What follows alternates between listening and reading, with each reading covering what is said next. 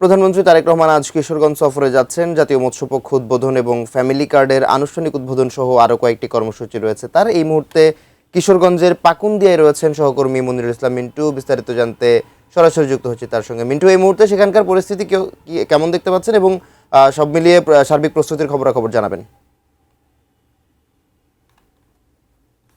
এই হাওড় অঞ্চল অর্থাৎ কিশোরগঞ্জের আগমনকে কেন্দ্র করে শুধু কিশোরগঞ্জ নয়, বলা যায় পুরো হাওড়বাসী উজ্জীবিত এবং দারুণভাবে তারা খুশি যে প্রধানমন্ত্রী তাদের এলাকায় আসছেন এবং এই এলাকা নিয়ে আসলে মানুষের অনেক ধরনের প্রত্যাশা রয়েছে।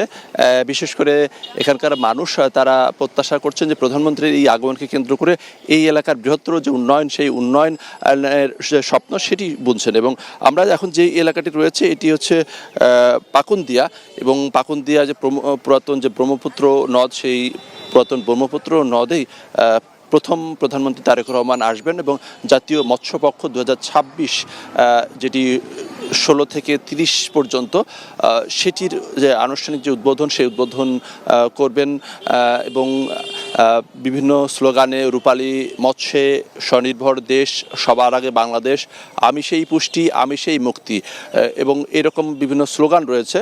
এবং স্বনির্ভরতার সমৃদ্ধির পথে আগামীর বাংলাদেশ, এটি মৎস্য অধিদপ্তর অর্থাৎ মৎস্য প্রাণী সম্পদ মন্ত্রণালয়ের আয়োজনে এই অনুষ্ঠানটি হবে। এবং আমরা যতটুকু জেনেছি প্রধানমন্ত্রী এখানে বক্তব্যও রাখবেন এবং নদীর ওই পাড়ে একটি ব্যবস্থা রয়েছে যেখান থেকে তিনি যে মাছের পোনা সেটিও অবমুক্ত করবেন এবং সেজন্য যে প্রস্তুতি, সেই প্রস্তুতি ইতিমধ্যে সম্পন্ন হয়েছে। আমরা দেখছি যে কোস্টগার্ডের একটি টহল চলছে নদীর মধ্যে এবং এখানে বিভিন্ন বাহিনীর সদস্যরা নিরাপত্তা দায়িত্ব রয়েছেন এবং সাধারণ মানুষ সময় যত গড়াবে মানুষের উপস্থিতি এখানে বাড়তে থাকবে এবং তারা প্রত্যাশা করছেন যে ঢাকা কিশোরগঞ্জের যে রেল লাইন রয়েছে সেটি যাতে ডবল লেন করা হয় এবং একটি আন্তনগর ট্রেনের তাদের দাবি রয়েছে, সেটির নাম হতে পারে শোলাকিয়া এক্সপ্রেস, সেই দাবি রয়েছে। এছাড়া এই হাওড় অঞ্চলের অনেক এলাকায় যোগাযোগ প্রত্যন্ত এলাকা রয়েছে, সেই সব এলাকায় যাতে যোগাযোগের উন্নয়নের সমন্বয়ে একটি পদক্ষেপ নেওয়া হয় সেই দাবি রয়েছে। এবং সেই সঙ্গে আপনাকে জানিয়ে রাখি যে এই যে মাছের পোনা অবমুক্ত করার পরে তিনি কটিয়াদিতে একটি কার্প জাতীয় মাছের যে হ্যাচারি, সেই হ্যাচারি পরিদর্শন করবেন এবং আর্সমিতা যে মাঠ রয়েছে সেখানে তিনি বক্তব্য রাখবেন। এরপরে তিনি যাবেন দুপুরে ছাত্রদলের আয়োজনে একটি কর্মসূচি রয়েছে, ব্যতিক্রমে একটি বৃক্ষরোপণ কর্মসূচি, যেটি শোলাকিয়া যে ঐতিহাসিক যে ঈদগাহ মাঠ রয়েছে সেখানে।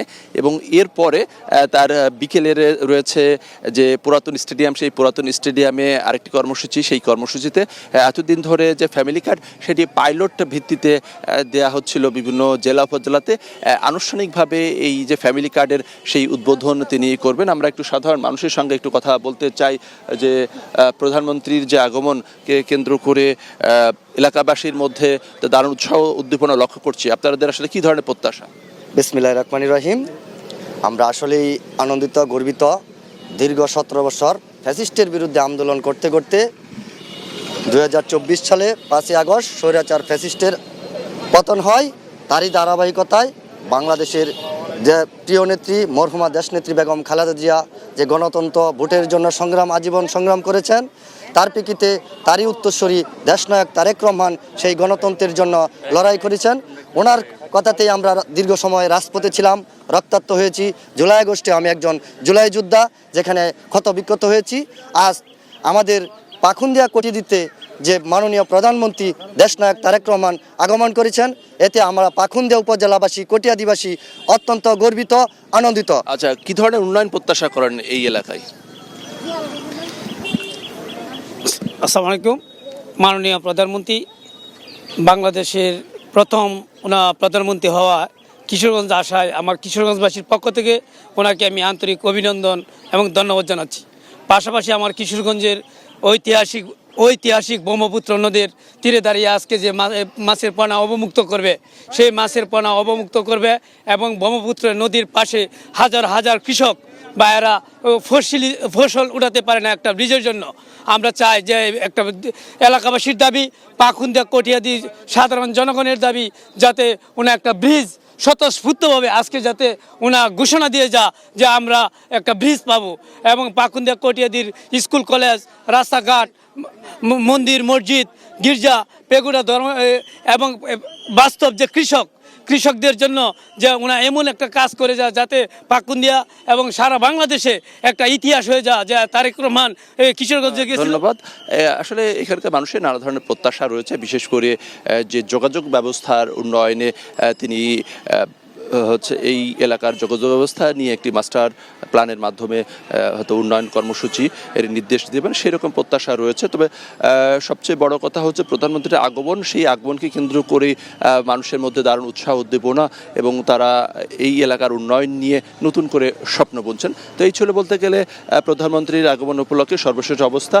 তিনি হয়তো 11টা থেকে 11:30টার মধ্যে এই যে এই পাকুন্দিয়ার যে মৎস্য অবমুক্তকরণের যে স্থান সেখানে এসে পৌঁছাবেন। এরপরে অন্যান্য যে কর্মসূচি, সেই কর্মসূচি ধারাবাহিকভাবে চলবে সন্ধ্যা পর্যন্ত।